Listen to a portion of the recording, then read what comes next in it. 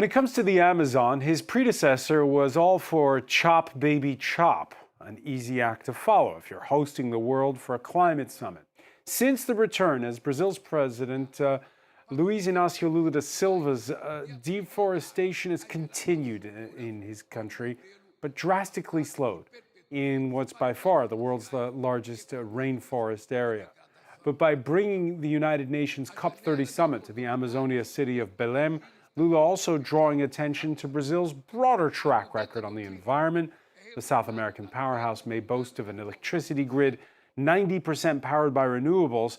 But last month, it also approved drilling for offshore oil across from the mouth of the Amazon River. Lula's defiant, arguing it's all with an eye to financing green investment and funding social programs for the poor. A balanced approach or a sellout?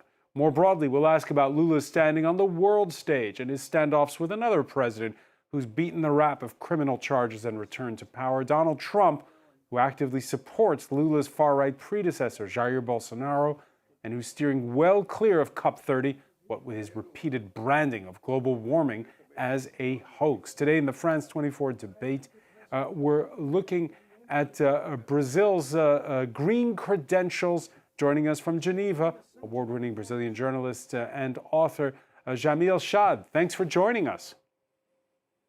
My pleasure, Francois. Good to be with you again.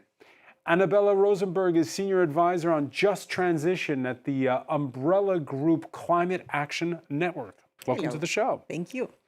And joining us from Montevideo, Alfonso Blanco, Director of the Energy Transition and Climate Program at the Inter-American Dialogue think tank. Thank you so much for joining us. Thank you very much for the invitation. It's a pleasure to be here. You can, by the way, always listen. That's right, listen to the France 24 debate, wherever podcasts are streamed. Yeah, welcome to Belém. Brazil's president, in his opening speech before other world leaders, lashing out at, quote, extremist forces resisting efforts to find a roadmap to slow the Earth's warming. We get who the nod is to. Karis Garland has more.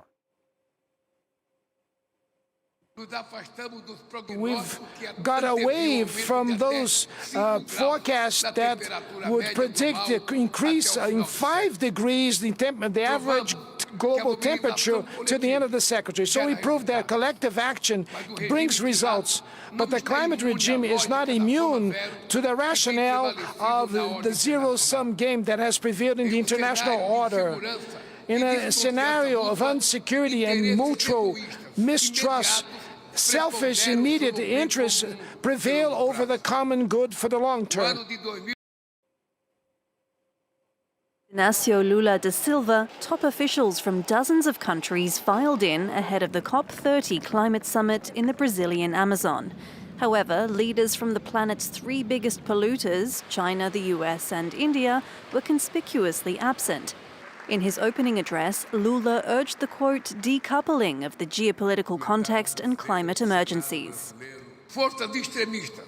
Extremist forces fabricate fake news to obtain electoral gains and imprison future generations in an outdated model that perpetuates social and economic inequalities and environmental degradation. US President Donald Trump, who's called climate change a con job, isn't sending anyone to the meeting. China sent its deputy prime minister, while Argentinian President Javier Milei has also boycotted the summit. In his speech, UN Secretary-General Antonio Guterres tore into countries for their failure to limit warming to 1.5 degrees Celsius, a key aim of the 2015 climate summit in Paris. Every fraction of a degree means more hunger, displacement and loss, especially for those least responsible.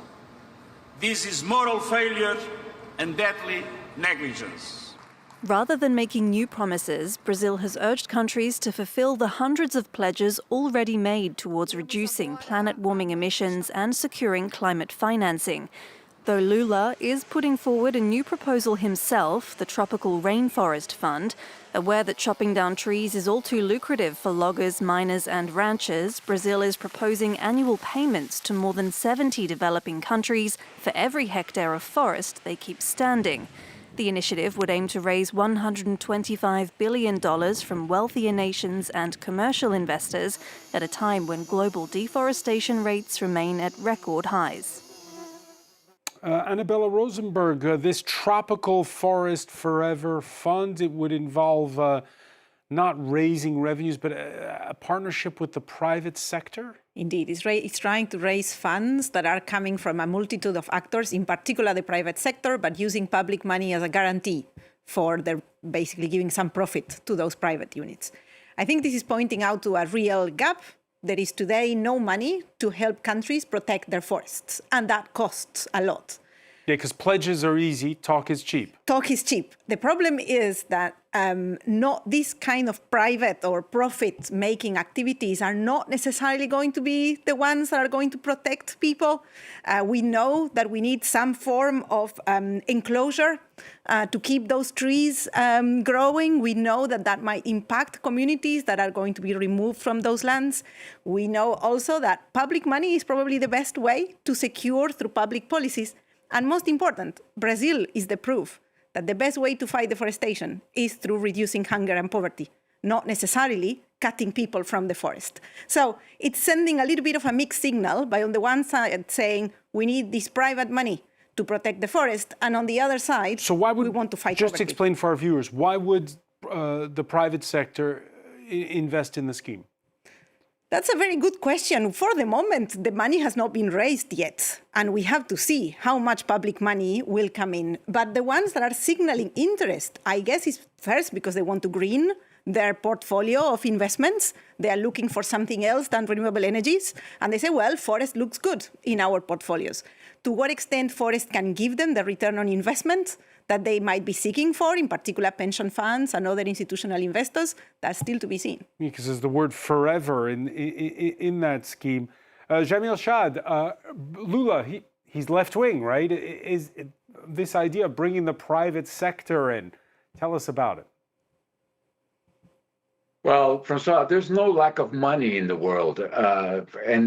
Obviously, if we're talking about climate change, adaptation, all of this, it's a matter of channeling this money and creating the right incentives. So what he's basically trying, as our colleague just mentioned, is basically to tap into this gap and try to find ways that the private sector will fund. Remember, last year alone, the world spent $2 trillion in weapons alone in just 1 year. So it's not lack of money in the world. It's basically priorities. Now, beyond priorities, you have to create some kind of incentive.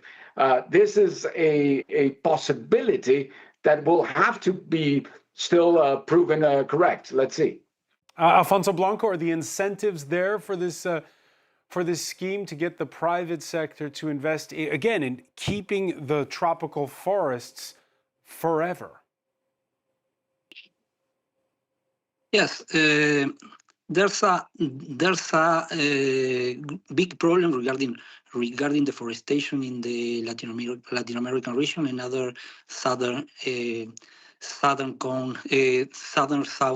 countries, and that is a way for Brazil to have leadership in this COP, and in order to work in a big issue that is deforestation regarding climate change. You have to see that the Latin American emissions about deforestation and use of land is the most important part of the emissions. The emissions from the energy sector in the Latin American region, including Brazil, are less in comparison with the rest of the world. Can the scheme work? Yeah, I believe that is a proper way to work with the financement of climate change actions. All right. Difference of opinion, or not difference of opinion, but you were saying, Annabelle, that you're skeptical that they'll raise the necessary funds. Let's think, Francois, why is that we have deforestation in Brazil?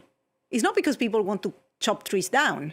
It's because they are making a living, and in particular, they are deforesting because the land frontier is moving. Brazil is making most of its revenue out of selling soy, out of selling commodities. Basically, it's the forest against the development model that we are seeing here.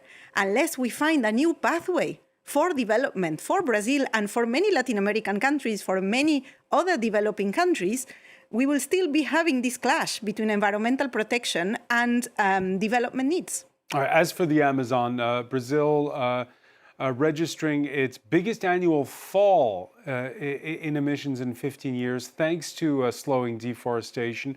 Now, the deforestation started 4 years ago under Jair Bolsonaro and has accelerated since Lula's return to power. But last year's forest fires are a reminder that the Amazon could still be headed towards a dangerous tipping point with consequences for the entire planet. Tell us about that tipping point. What does that mean, a tipping point for the planet? It's a little bit technical for the forest, but it means that there is a moment where the forest stops absorbing as much carbon as it is releasing. I mean, as part of its, as a complex ecosystem that it is. I do think, though, that there is, we are in a moment also where we are only hearing bad news all around, and there is always this feeling that we need to act immediately and stop everything.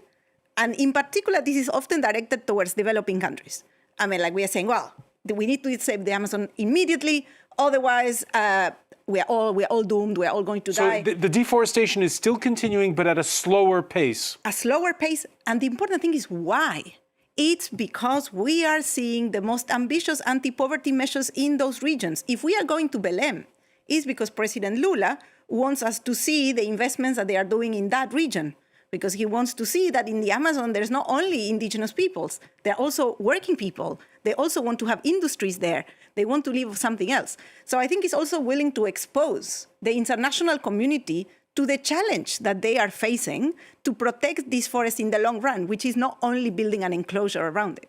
All right, and the big problem there has been, as you were saying, things like soybean farming, illegal grazing by cattle, a lot of it happening in the same Para state that's hosting the COP30 summit.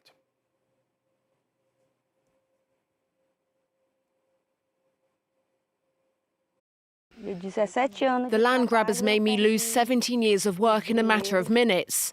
Look, it's all dead. All of this used to be forest. Just in this area where there were 8 Brazil nut trees, now there is nothing.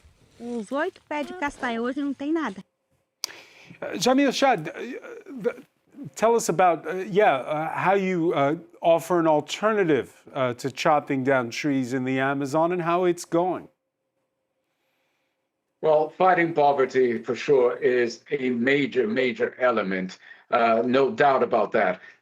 You, as Annabella just mentioned, it will have to be a broader package. It cannot be just a package that will look only with obviously and the quotes here, but not only the element of the fauna and the flora, but also and especially the people in the Amazon. Around 30 million people live in that region, and they will have to have some kind of alternative. Now, you're right, there's a contradiction, obviously, and there is a path that is a very dangerous one, which is basically to continue, in a way, exploring fossil fuel, especially in the coast of Brazil. There's a contradiction with the speech. Yes, certainly. Now, what Lula says is basically, while fossil fuel is a reality in the world, I'm not going to be the first one to give it up. It's a pity, actually, because it could be also an opportunity for a country to lead the way. Brazil, Francois, is the only country that I know, at least, that is named after a tree, Pau Brasil. And I think, really, if we need to invent a new world, if we need to invent a new future, basically repeating patterns of the past will not solve the issue. Brazil has the possibility to lead by reading the signs and by leading basically the creation of this new future. Yeah, last month's decision to allow exploratory drilling near the mouth of the Amazon River by Lula's government turning heads. The new blocks located near the border with neighboring Suriname. They come on top of other concessions. You can see at the bottom there of that map, the so-called pre-salt reservoirs. Brazil's already, its output makes it Latin America's largest producer of crude, ahead of Mexico, ahead of Venezuela. Jamil, it seems to be a diverging path with another left-wing leader, Colombia's Gustavo Petro. No doubt. And I must tell you, inside the government, this is also a struggle. Not everyone inside Lula's government is satisfied with this path. Now, today, during the opening ceremony, he basically said that the world needed to find a path away from fossil fuel. Why not? Let's lead this way. Let's lead creating this way. It's obviously a very, very delicate balance. You have mentioned twice already in the program, left-wing government. Sometimes I doubt if we're talking about a left-wing government here. Let me ask you at this point, Alfonso Blanco, your thoughts on the fact that you have these two different paths when it comes to oil in particular, Colombia and Brazil. Yeah, there's a political dilemma in that sense. In the case of Colombia, the political platform of Petro at the beginning of his election was to stop the exploration of fossil fuels in Colombia, and that was part of his program in Colombia. And now his administration has to follow the political platform that was elected in Petro's election. In Brazil is completely different. Lula and his administration is trying to have a more pragmatic policy with the use of natural resources to focalize the production of fossil fuels of Brazil as a main producer in the Latin American region. That is a decision about development and a decision about the other actions in a climate change position of Brazil. Brazil is very active in renewability, is very active in biofuels, is very active in another kind of climate change actions. And in addition, Brazil wants to position in the region as one of the most important producers of fossil fuels. Lula position is to use the fossil fuels as a part of the development of his nation, and that is a political dilemma, because he has to have a pragmatic position between his supporters and more environmental supporters within his party, and the actions that he's running in his administration. So Annabelle Rosenberg, the show began with you telling us how the best way to prevent trees from getting chopped down is to lift people out of poverty. Lula's saying, I got to drill for this oil so I can lift people out of poverty. Exactly. And indeed, Petro and Lula... So you approve of him drilling for well, oil? yes and no. A country is not an island. They cannot do it on their own. And I think, like, if we keep expecting each country to find the miraculous formula for getting away from fossil fuels or deforestation without international cooperation, without changing the rules of the game, the first thing that happened when Petro decided to move away from coal was that his rating, his credit rating, basically grew massively. Sadly, Colombia was unable to borrow money in the international markets because they withdrew that possibility of extracting. Brazil doesn't want to face the same thing. Not a single country I know in the world wants that. So I guess this idea that we need oil to eradicate poverty, it's also a consequence of the fact that there's no alternative right now for building industries in the South, because everything they try, and let's look at China. China has built over the past 20 years an extremely successful green, or let's say electrified system. It's pushing renewables, it's doing a lot of things. And what is happening to China now is getting a lot of border tax adjustments by Europe, getting a similar treatment by the US, getting a similar treatment potentially by Canada.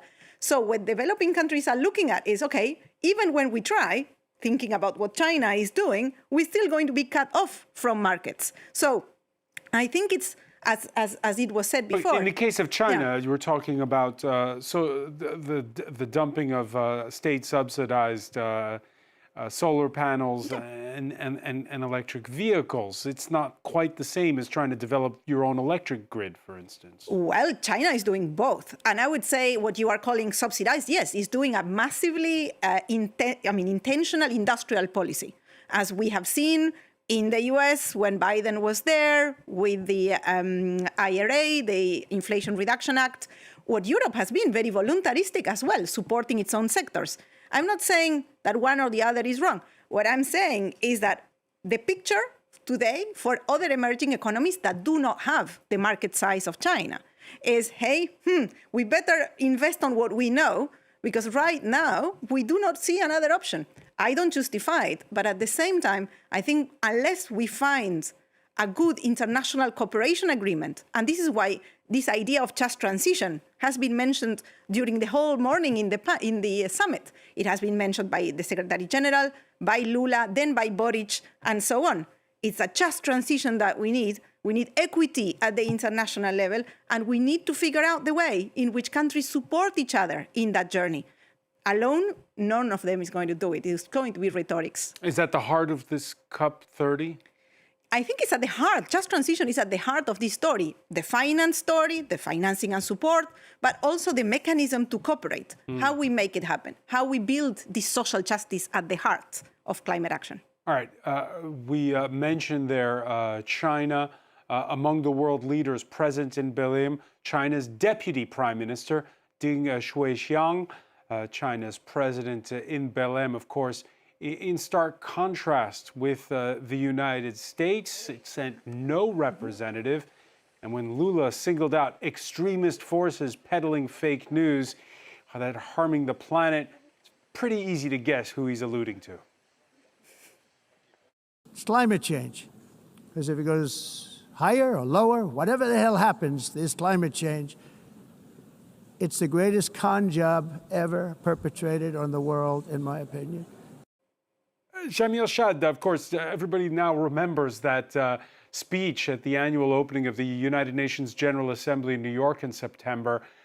And you see it here, the fact that the United States is not present at COP30 and China and India are. What does that tell you, and how does Brazil, again, navigate this? Well, let me bring you two elements here. First, last time Trump was in power, some countries, basically also Brazil, the EU, and others, said, you know what, let's stick together, let's wait 4 years, and then we'll reestablish some kind of cooperation with the future president of the United States, and they will come back to the Paris Agreement. The problem is that 10 years later, the world cannot afford to wait another 4 years. So this is an element that is very, very complicated. Now, the second point, Francois, is that I'm not sure the United States is not in Berlin. And why I'm telling you this is because basically my question, and this is basically what we'll be watching very closely, is who is the Trojan horse in Berlin? Who will represent Trump's visions, let's say? It may sound weird, but yes, he has allies around the world. So we'll have to focus in the negotiations for the next couple of weeks to find out who's actually being, in a way, instrumentalized to represent Donald Trump or the U.S. vision in this negotiation. Let's remember, just last week, by the way, at the Maritime Organization, the U.S. officially was not there, but it acted in order to water down the decisions taken at the summit. Yeah, the Financial Times had reported that there were bully boy tactics on the part of the United States, warning of retribution against smaller nations into rejecting that carbon tax on maritime traffic. The Financial Times, Jamil, which says some diplomats anticipate at COP30 that Washington's petrostate allies may seek to bring the Brazil talks down by preventing agreement on the key issue of climate finance. So are they the Trojan horses, Gulf states or other allies that are oil producers of the U.S.? Absolutely. That is one possibility of being the Trojan horse. Now, also in our region, in Latin America, there are other countries that will be obviously taking very close consideration in their positions regarding basically the new alliance with Donald Trump. I will be watching very closely Argentina, Paraguay, Peru, Ecuador, El Salvador.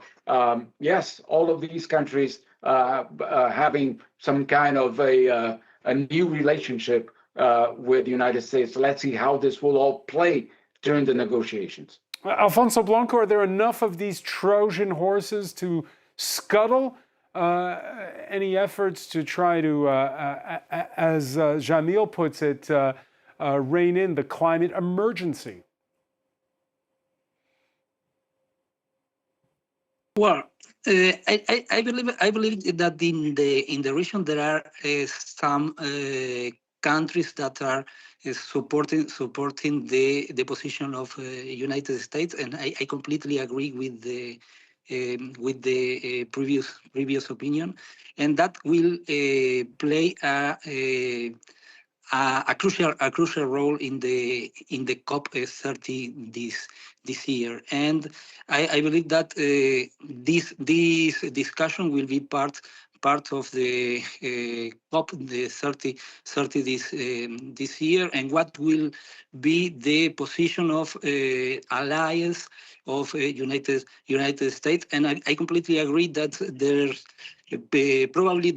no official position of the United States in the negotiations, but the group of countries that are not against, but are in reaction of climate change will have a particular role. Annabella Rosenberg? I think I have a little bit of a different reading. The main reason we didn't have a good finance outcome last year in Baku, which is one of the phantoms, one of the problems that we are... Oil-producing state. Well, it was the US. I mean, the reason why is because developed countries didn't want to deliver the promise they made in Paris that they would give public funds to developing countries for the transition. This is the main reason. And this happened on Joe Biden's watch. Yes. And it has been happening on the US administration watch forever. So when we are thinking about Trojan horses, of course, we have countries that do not see an interest in phasing out fossil fuels, like petrostates. But petrostates include the United States. I mean, these are countries. Today, the main investor on fossil fuels is the US. But I think it's also about what is the role Europe is going to be playing in this COP.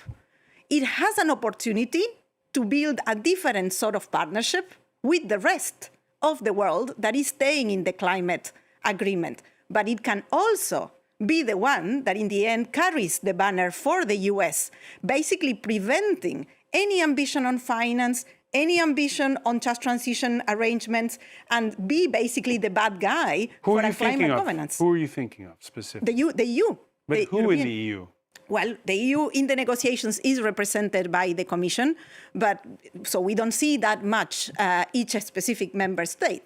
But we can see that Germany, France, the Netherlands are very important countries and do not really want to sign a single check for anything, and they don't want to be committed to what they observe is a bloated climate governance. They don't want to come every year to the COP and be told that they are not delivering on their promises. So they are more and more contributing to a weak governance space where we go to COPs and do announcements and not necessarily are accountable for what they are not really doing with their promises and pledges. Jamil Shad, you agree?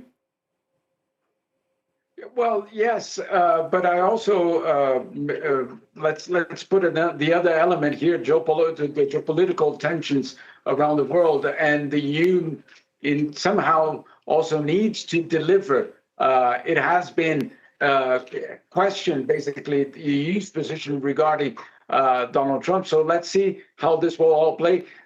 For sure, there's an element here, and I think Annabella was very clear on that as well. The fact that you have obviously people that are, or countries or governments that are hiding behind the US, and now they will be exposed. So let's see who will be and how they will be exposed. The truth is that COP30, Belém, happens in a very fragmented situation for world politics, for multilateralism, for the UN. So it is not exactly a good time to create alliances in order to basically face a new challenge as big as this one. So it is a challenge that will obviously put a lot at risk here. And, let's talk about bilateral relations in that case. Brazil and the United States, these are the two largest economies of the Americas. And when they lock horns, both sides right now keeping the dialogue channels open. We saw recently in Malaysia on the sidelines of an ASEAN summit, Lula and Trump sit down and hint at a possible trade deal. Trump announcing tariffs. There'd been a lot of retribution against the current government and support for Jair Bolsonaro, even linked at one point the tariffs to the former far-right president's trial for attempted coup. Jamil Shad,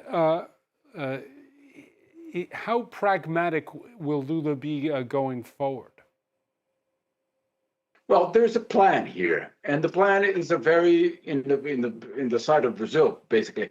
The plan is very strategic, I would say. So the first element of this plan, establishing a dialogue with Trump and with Trump administration, is basically to de-escalate the tension. This was being basically in a situation that was very, very serious in August and in September. So the de-escalation of the tension was the first objective. The second objective is basically to try to reduce some of the tariffs, perhaps not all of them, but some of the tariffs imposed by the US against Brazil. Next week in Canada, a second round of negotiations will be happening between the foreign minister of Brazil and Marco Rubio. But this is not the end game. Reducing some tariffs or getting some kind of a trade agreement is not the end of the story. The end of the story is basically trying to avoid the US to interfere in the elections in Brazil in 2026. So as you can see, it's a very complicated plan because basically what the Brazilian government sees is an attempt by the US to interfere in Brazil's democracy. Yeah, the United States, which, by the way, this Thursday sends condolences over the 4 police officers killed in Brazil's deadliest raids ever on drug gangs in Rio. And while residents there continue to protest the 121 officially killed in the operation launched by Rio State's far-right governor, Claudio Castro, after that October 28th raid, well, he justified the decision. In yesterday's battle, the police emerged victorious. I repeat, our 4 victims were the 4 police officers killed. The rest were criminals. It wasn't our intention to kill anyone. We wanted to arrest them all alive, but it was retaliation. It was a consequence of the retaliation they carried out and the disproportionate use of force by those criminals. So, Jamil Shad, the fact that you have these competing narratives, the president of Brazil is saying that the judge's decision was an arrest warrant, not a massacre order. He's obviously opposed to Castro, and the fact that the United States seems to be doing exactly what you said Brazil is trying to avoid, and that is weighing in by offering condolences just for the 4 policemen. Where's this going to go? Yeah, that is a good question, Francois, because basically what we have seen since the beginning of this year is an attempt by the U.S. to convince the Brazilian government to classify organized crime as terrorism. A delegation was sent by Trump to Brazil in May to try to convince the Brazilian government, Lula's government, to qualify the organized crime as terrorism. It did not lead to any deal. So what did the U.S. do? They went basically to the state level, where some of the states, basically Rio de Janeiro and others, are governed by the opposition, by far-right politicians who happily, obviously, made this some kind of a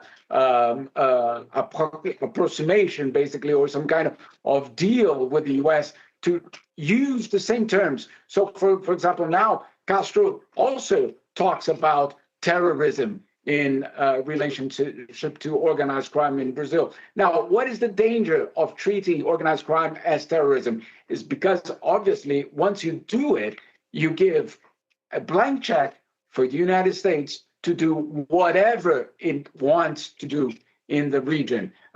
We just saw Pete Hegseth saying that terrorists in Latin America will be treated as Al-Qaeda was treated 20 years ago. We know what it led to. And the chances of the far right coming back to power in Brazil? Obviously, there's still 1 year to go for the elections. Lula is in I would say, a more comfortable position than he was about a year ago, but still, we still have 1 year to go. There's a lot that can happen in 1 year. What we see is basically the opposition gearing up. They know that they cannot count with Bolsonaro any longer. So obviously other strategies are being drafted. One of them is basically to frame organized crime as terrorism and then get the support by Donald Trump.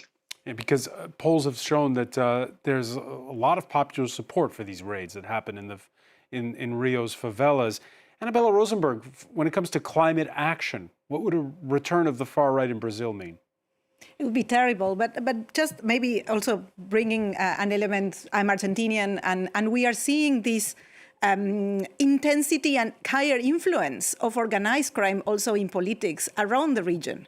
And I think it would be a mistake also for all of us, probably progressist forces, to ignore the fact that there are a lot of people also, including in popular areas, that are really growing in concern, about the weight and the space that organized crime is taking in our communities, and basically go for the far right for an answer to those. So I think as terrible and, deeply shocking as we can see these raids, we have parts of the population that are protesting against, and we have also a silent group in society, in our countries, that is asking for this kind of super violent response to organized crime. So I think as all progressive forces, and including the ones that are fighting for climate, I think we need to figure out also a holistic response to the quality of life that people have in those popular areas.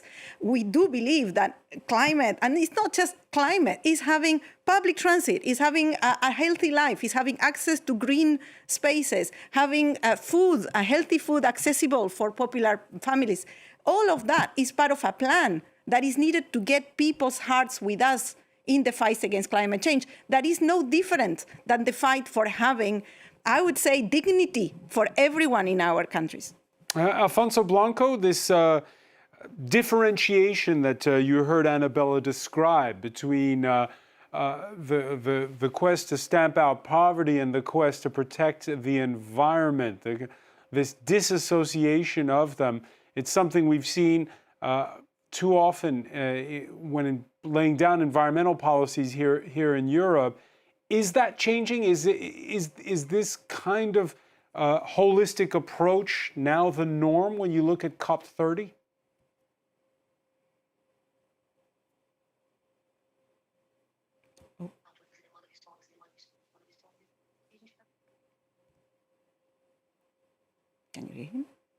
All right, we seem to have an issue with the sound. Apologies. Sorry, yeah. Now we can Yeah. hear you. Sorry.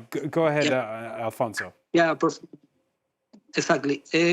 When we are talking about climate change, and when we are talking about climate change policies, we are talking about development, and that is the core of the discussion. And the core of the discussion is the development between developed nations and the rest of the world, and how the rest of the world have the possibility to develop, and that is the center of the discussion. Not for this COP, is the center of the discussion during all climate change negotiations. And I believe now, when we have a lack of financement of the climate action, when we have problems of developed nations to continue with some ambitious climate change policies, this part of the discussion will be crucial in this COP, because we are talking about the possibilities of development of the nations that are in the global south, and that is the issue to highlight during this COP, and will be part of the center of the discussions. Yeah, and before we go, just a reminder, perhaps we can show maps here. Since the year 2000, deforestation in the Amazon has represented an area the size of France. The lion's share of that coming from Brazil itself, and coming from the state where the COP is happening. Are you hopeful that that even if there's a change of government, Jamil Shad, that the trend towards curbing at least that deforestation is irreversible? Look, I think it can happen. I think we can fight this reality. But as Annabelle just mentioned, it's a much more complex situation than simply stopping logging. You obviously have to create a new strategy for development in the region. You have to establish a new path of cooperation around the world. And since we're talking about organized crime, one of the largest elements of threat in the Amazon today is the presence of organized crime. So it is also an element in the region. It is also an element that will have to be dealt with. Now, I'm just putting out here some scenarios. Imagine if one of these groups are qualified as terrorists as of next month or next year. What could be the reaction of a country in the region, mainly the United States, wanting to reassert its power or its influence in Latin America? So this is also an element that will have to be considered.